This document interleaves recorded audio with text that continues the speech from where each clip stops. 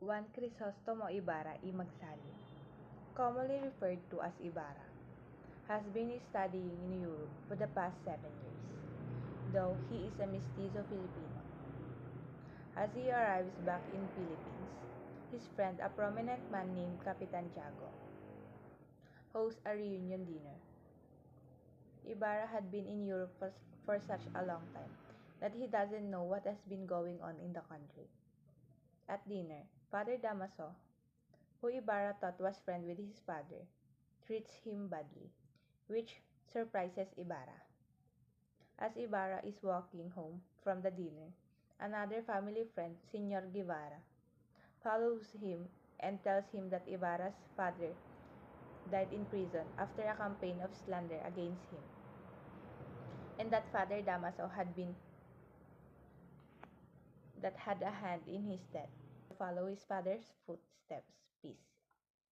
After meeting with the schoolmaster who knew his father, he plans on establishing a public school to help his hometown. Meanwhile, the two young boys, Crispin and Basilio, work as sextons to support their impoverished mother, Sisa, who is abused by their father. When Crispin is falsely accused of theft, the father, the brother must work even more. When he protests, Crispin is severely beaten, while Basilio escapes. He returns the next day to look for his brother, but can't find him. Ibarra goes to his father's grave, seeking peace. He is shocked to discover that his father's corpse was removed and supposedly put into a Chinese cemetery at the order of the town's curate, Father Damaso. During the town festives, Ibarra and the official plan to celebrate the new school, hoping to bless it after a sermon by Father Damaso. During the sermon, a mysterious man named Elias approached Ibarra, warning him of a plot to kill him. That night, Father Damaso invites himself to a dinner Ibarra is hosting.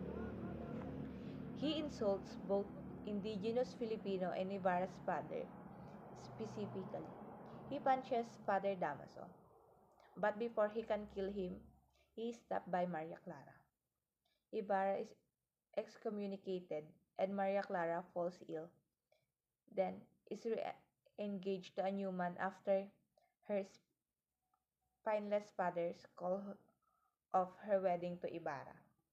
And Father Salve, who is in love with Maria Clara, plots with Lucas, the father of a man killed by the plot intended to kill Ibarra at the festival.